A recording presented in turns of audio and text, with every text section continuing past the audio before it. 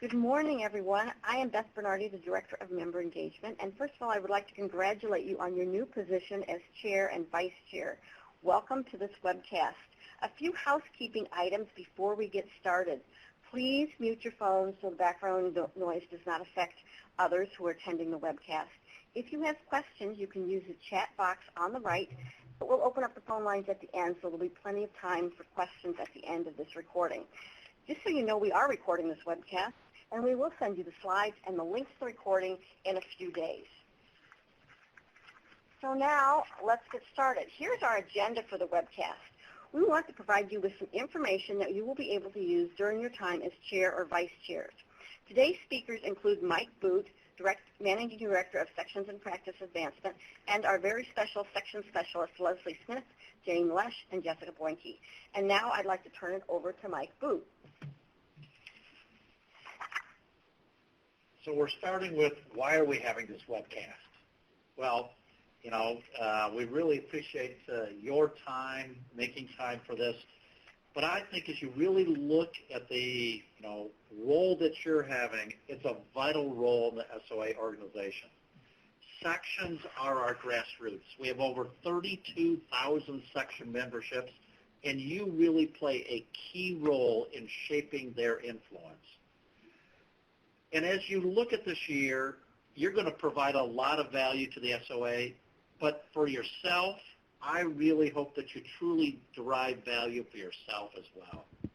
You will be in a key leadership role, and you're going to be learning things, interacting in a way that I think will bring a lot of skills, competencies, and value even to your daily role. So we thank you for your volunteer time. You've seen the section council role as a section council member, but it's going to be different. As you're stepping forward as chair, vice chair, you are really stepping forward to a significant role. It is a clear step up. You have the opportunity to leave a thumbprint, really make an influence as you lead the section council. But here's the key thing. It's not all about you. So even though you have a key role, you're going to be a key leader, it really works best when you fully involve everyone. You've got other section council members there to support the direction of the section council. You've got friends of the section. Rely on them as key volunteers to assist. And you've got a number of people who are going to be speaking today. Staff of the SOA, whether it be the section specialists, staff partners, and staff fellows, and several of them are on the line today. We're really here to assist you to make sure that this is going to be a great, impactful year. So what are you going to expect? There's going to be a number of things that you're going to hear on this webcast. Some of those are going to be what we expect, routine, but I guarantee you there's probably going to be some things that are unexpected, not routine, come up in the course of the year that are going to really force you to be flexible, adapt, and really show your leadership. There's going to be, I think, opportunities that are really going to be great, satisfying events, some key accomplishments your sections work on this year. You're going to have those highs, but I suspect you're also going to have some of the lows, frustrations, challenges with not all the section council members pulling their full weight.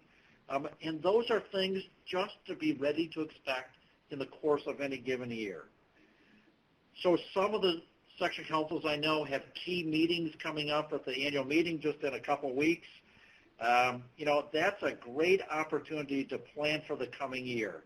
And I would really encourage each of you as leaders really to really work through what are going to be the key top priorities for the section. You don't want to just do the same thing that's always been done in the past.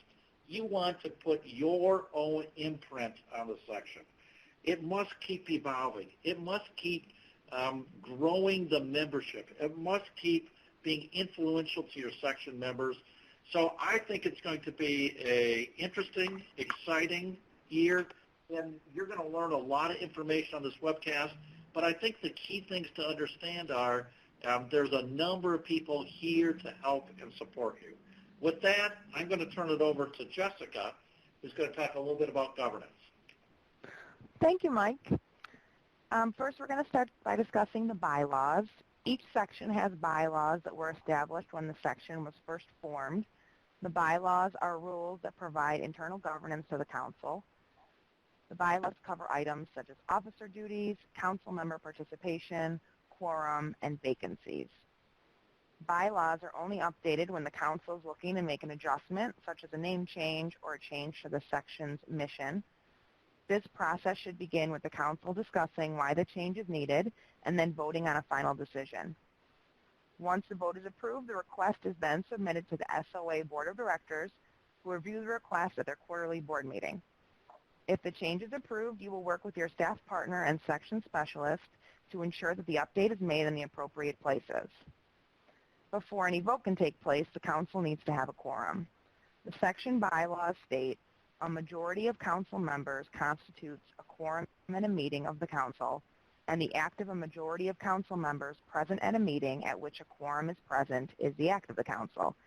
This means if you have a 9-person council, you must have at least 5 people on the call for a quorum. If you have a 12-person council, you must have at least 7 people on the call for a quorum.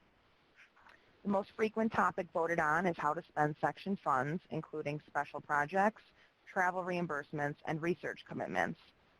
If there are not enough people on the call for quorum, the council can still have a discussion, but a vote cannot take place. In this case, the chair is responsible for writing a description of what is to be voted on with an appropriate explanation. The section specialist will create and send a confidential doodle poll to the council via email. All council members should be encouraged to submit their votes. As council members, you had the opportunity to directly contribute to the direction of section activities. Now, as council leaders, you are responsible for identifying opportunities and encouraging council members to share their ideas.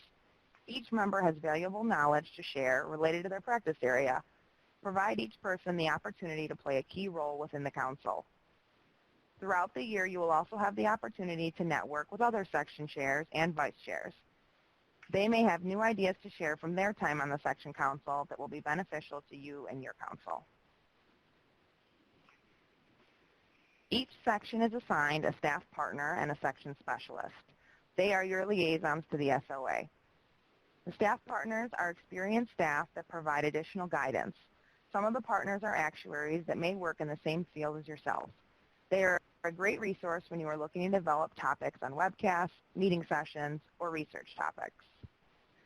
Section specialists are available to assist with many items, including providing historical details of your section, assisting with communications, coordinating polls, and identifying ways that sections can work together. Although most section councils have at least one face-to-face meeting per year, the majority of their planning occurs during their monthly conference calls. The schedule for the monthly calls is typically discussed after the new council members have joined in October. A day and time that works best for the majority of council members will be determined. This will be a recurring appointment on your calendar. For example, your calls will always be on the second Tuesday of the month at a set time. One best practice when putting together the agenda is to develop and send out the agenda in advance of the call. The agenda should be sent with the previous meeting notes. Council members can be asked if they have any items they would like added to the agenda for discussion. Standard section council agenda topics typically include a review and approval of the previous meeting notes, an SOA staff update from the staff partner and/or section specialist, an update on the current edition of the section newsletter, an update on the current meeting sessions, seminars, webcasts, and/or podcasts that are being planned, and updates on current research projects that the section has funded. Other best practices when planning the call and agenda include adding the dial-in number to the top of the agenda, placing the important discussion items first on the agenda, and items of lesser importance that can be discussed at a later date or via email can be placed last. If an agenda topic will have a long, detailed discussion, the person leading that discussion can be asked to send in a written update to the council prior to the call. And if the secretary is not on the call, another council member should be assigned to take the meeting notes. The staff partners and section specialists do not create the agenda or take notes for the calls. This should be done by a council member. Now I will turn it over to Jane, who will provide more information on face-to-face meetings. Hi, this is Jane, and I'll start by talking about face-to-face meetings. Each council will have at least one face-to-face meeting each year, and it can be combined with one of the large SOA meetings, like the upcoming annual meeting. Alternatively, your council has the option to meet at another time during the year. However, it is recommended to meet soon after your new council members have joined the council. During your face-to-face meeting, you'll have the opportunity to develop your plan for the following year. Some of the topics to include in your agenda are thanking the outgoing council members and introducing the new council members. Identify the positions that have not been filled. For example, webcast coordinator, meeting coordinator, newsletter editor, etc. Agree on the number of webcasts you want to hold during the year and discuss tentative timing. Discuss what topics you want to focus on during the year and what format should be used. For example, if your topic is negative interest rates, do you want to have a session at one of the meetings, do a webcast, or would it be better as a podcast? There are many other topics that can be discussed, but keep in mind if you only have 1 or 2 hours, make sure you focus on the items we just highlighted. You don't have to cover everything you would cover on a regular monthly call. I'm sure by now most of you are familiar with the roles within your council. This is a reminder of what you may already have on your council and what you may want to add if the need arises. Some that are common among all sections are meeting representatives, webcast coordinator, and newsletter editor. Our 4 major meetings are the Life and Annuity Symposium, the Health Meeting, the Valuation Actuary Symposium, and the Annual Meeting. Some sections have 1 meeting representative that serves for all of the major meetings, and some break it up to have a different representative for each major meeting. The webcast coordinator facilitates the organizing and scheduling of the section's webcasts. Some councils have a newsletter editor, co-editors, or a newsletter editorial team. All of these positions have an SOA staff liaison, either a professional development manager or a staff editor. All of these roles are supported by the council. They will rely on the council for support in their planning stages. Some of the unique positions include an affiliate member. Sections with affiliate members or non-SOA members in their membership can appoint an affiliate member to their council based on the percentage of affiliate members in their membership. The podcast coordinator works to coordinate the section's podcasts. Podcasts can be on meeting sessions, webcasts, interviews, or articles. Some sections have subgroups or sub-teams to focus on specific areas. The subgroup lead may need to conduct calls outside of the regular section calls and report back. Liaisons to other sections are likely involved with 2 sections and look for potential collaboration opportunities between the sections. The Friends of the Council are individuals who take an active interest in the section but are not elected council members. They are involved in discussion and projects but are not involved in voting. We get so many questions about timing. Here is a diagram developed by the professional development team to provide you with a guide on how to plan for a meeting, webcast, or podcast. We know it can be difficult to allow so much time, especially for webcasts, but we have come to understand that the more time we have to plan each of the events, the better the results. One of the section's main responsibilities is communicating to the section membership, and there are several channels for this. E-blasts are quick notices and are often used to announce a contest, survey, or make an announcement. E-news or e-bulletins are sent out in blast email format and usually have a regular schedule. It can be a consolidated update for members on council activity and upcoming events. LinkedIn is a forum to reach out to members with ideas, links, or even ask for volunteers for articles or meeting session presenters. Not all sections have a LinkedIn page. The section webpage is managed by the SOA staff and includes the following: a link to join, mission statement, the latest news, upcoming events, publications, additional information, and resources and research. Within the next couple of months, the section SharePoint sites will be transitioned to the SOA Engage platform. The SOA Engage is a new platform that can be accessed by typing engage.soa.org or accessed through the SOA website by navigating to the Community tab on the SOA website under Collaborative Tools section. You will need to log in with your SOA user ID and password, and then you will see the member community. This will be a place for all members to interact and discuss a variety of topics. We will send more information on this when the transition to SOA Engage is complete. And now I'll turn it over to Leslie for information on our financial statements. Hi everyone, my favorite topic, financial statements. So every section will have a quarterly financial statement to help you decide on how to spend your funds. These statements are worked on by our accounting department, and then they are sent over to the section specialists, who verify the income and expenses and then list out the detail on what has been spent for the quarter. We receive the financial statements about 6 weeks after the close of the quarter, with the exception of the fourth quarter.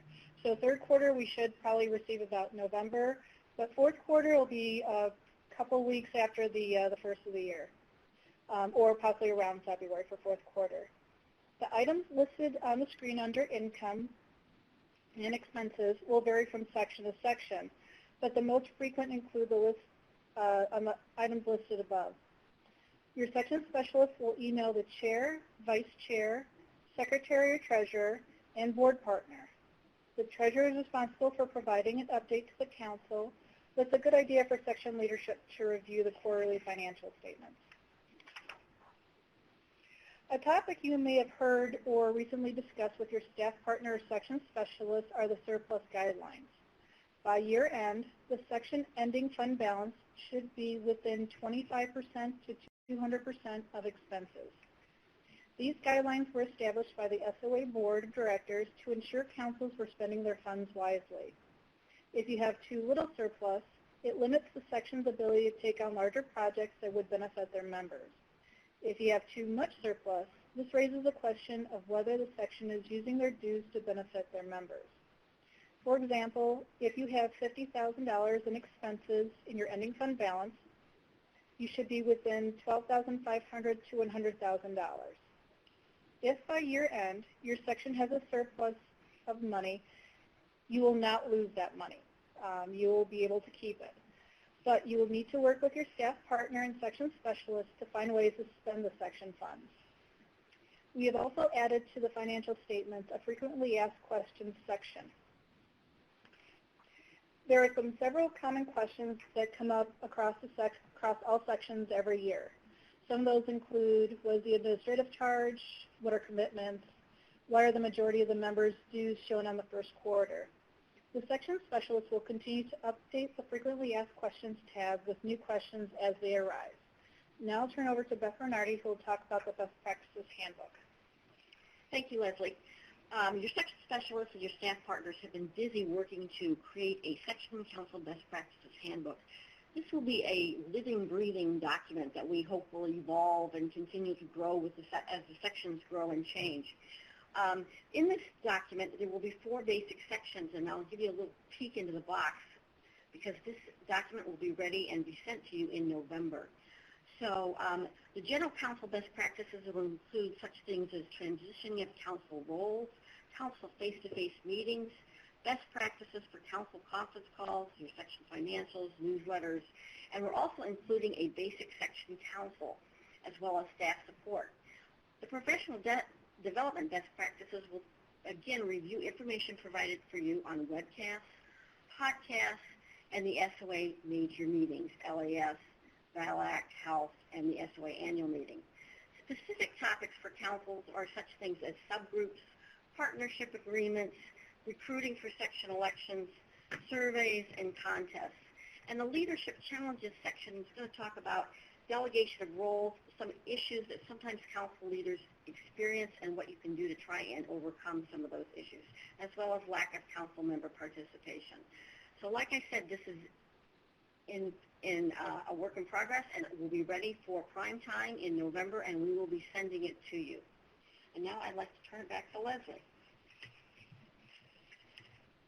Okay, so a lot of people have been asking, what's the transition schedule?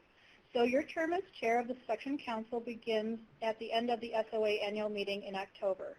So you're passing the gavel, so to speak. This is when you'll be assigning roles and responsibilities at your initial planning meeting. If your section council is meeting at the annual meeting, be sure to invite your newly elected council members to the meeting to give you both an opportunity to meet in person. You should have recently received an email regarding the SOA Leadership Orientation Meeting taking place in Rosemont, Illinois at the Lowe's Hotel from Thursday, December 1st to Friday, December 2nd. On Thursday morning, there will be an SOA presentation by the SOA leadership on the strategic initiatives and also a presentation from our new SOA president, Jerry Brown. Then after lunch on Thursday afternoon, you will attend the council section chair's breakout session where you'll have the opportunity to meet your fellow sections leaders, staff partners, and section specialists. There will also be a brainstorming session to develop ideas on how to make the sections even better. On Thursday evening, you'll be bused to the SOA office, yes, as we call it, the mothership, for a networking reception where you get the chance to mingle with other SOA staff members and continue networking with all the new leadership. Then on Friday morning, there will be a general session with a presentation from Eric Siegel on predictive analytics. If you did not see the leadership orientation email, please contact your section specialist and they will send you another copy of the email. And we hope to see you there. Here are some additional links to reference material. Don't worry about writing all this down or clicking on the links at this point. We will be sending you a copy of the presentation after the call, so you'll be able to have reference to all of this information. And we would now like to open it up to questions, and it looks like we have one so far. This is Mike Boot, and I see a question coming in here, and the question is there going to be any particular changes in the way that the SOA board or SOA board partners with sections? And it is to be determined, but I think there likely is. So to date, all sections are assigned a specific board partner. Quite frankly, it varies section to section how active that person is, to what extent they're on the calls. But each section has a specific person assigned from the SOA board. There is a discussion occurring at the October board meeting, which is just the Saturday and Sunday before our annual meeting, just in 2 weeks. And there is a proposal there that is modified in how each section has a board partner. So you will not have received a board partner come when you meet in October. And it's very likely that there will be no specific single board partner assigned to the sections, but a different mechanism where we can make sure that there is still good two-way communication from the board to sections and sections to the board, but not utilizing the assigned board partner. So something still to come, but at least be aware that that might be changing in the next year. So we have a question about the section bylaws, and yes, we do have section bylaws. They're very much the same for every single section, but we are putting together individual section bylaws just to note the name changes and other minor pieces, including the mission statement. So you will be receiving that a little later this year.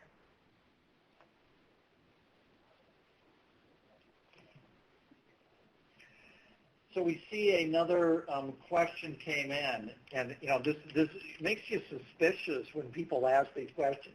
Can a chair approve expenses without a vote?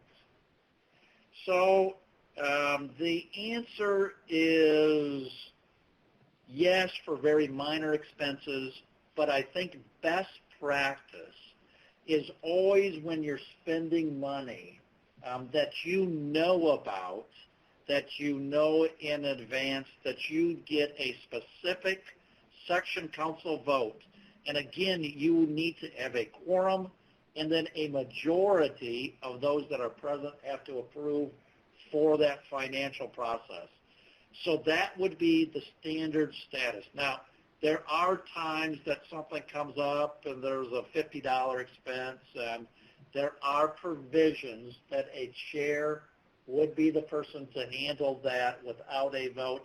But the standard course of action should be that things that you know about that are planned are given specific agenda time and specific votes within a section council. We need to watch the chair who's asking, can they spend money here? All right. So a question again came in. What is some of the thinking, some of the reasoning, rationale behind changing the mechanism for board partners? And there's actually a variety of things in play here. So the SOA Board of Directors had been 28 positions. It's in the course of, in 2 years, phasing down to 18 board members. As they move from 28 board partners to 18, they are looking at the activities that they do that they really see as most instrumental to the role of the board. They think that sections are operating well. There have been times that the board partner, has been very helpful and involved at different times. But many sections, that's not true. Many sections, the board partner is not that involved, not that active. As they have a group together that's looking at making recommendations, and it's far bigger than just,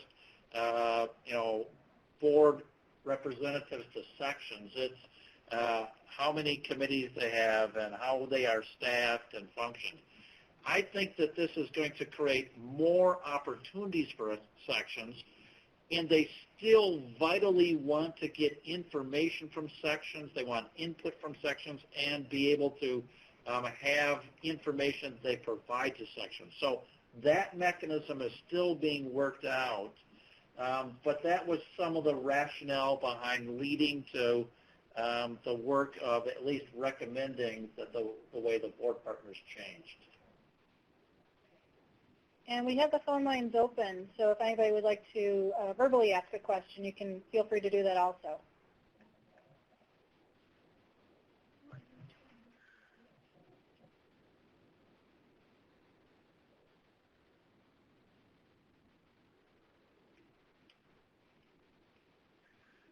Okay, that's a good question. So here, the question coming in is talking about, are there any suggestions, best practices in terms to what extent, chair, vice chair, section leaders discuss section matters between themselves or with your staff partner, and then bring motions to the council for, rubber stamp, and I'm not sure those are always rubber stamp, but a motion to the council.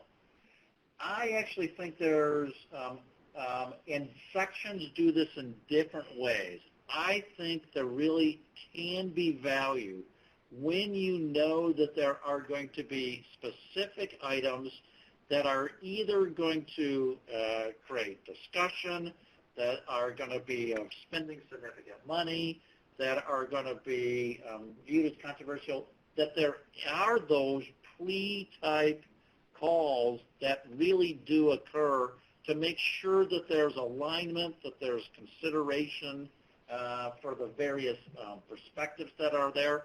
I know some of the SOA partners and staff fellows have a specific call in advance of the section council meetings just to make sure that any of the items that they think are going to come up that would create those type of discussions do occur ahead. So I I think that there is good precedent, there's good practice when that occurs. Now, there are probably a number of calls where there are routine topics, may or may not be necessary, but when there is something of a material nature, I do think it is good practice to do that.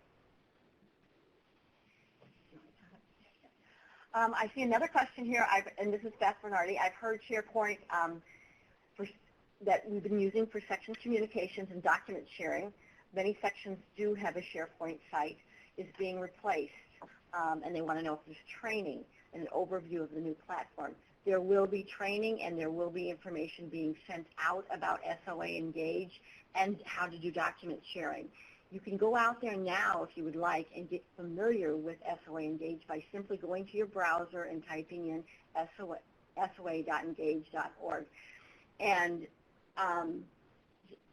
And all you have to do is use your user ID, or SOA user ID and password, and you're in. There are several communities out there currently that have discussion platforms, so there's discussions going on. There's the member community that you're more than welcome to join, and I actually encourage you to join it because there's a lot of great information being shared back and forth out there. Also, you will see a libraries tab once you are in a community, and that libraries tab is a place for you to share your documents, post various documents, articles, those types of things. And you can even comment on the library items within the library. So there's a lot of information here, and it is a robust platform, and we will be sharing with you.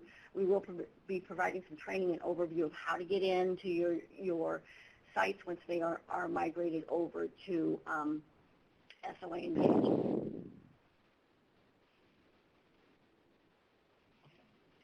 Does anyone have any other questions?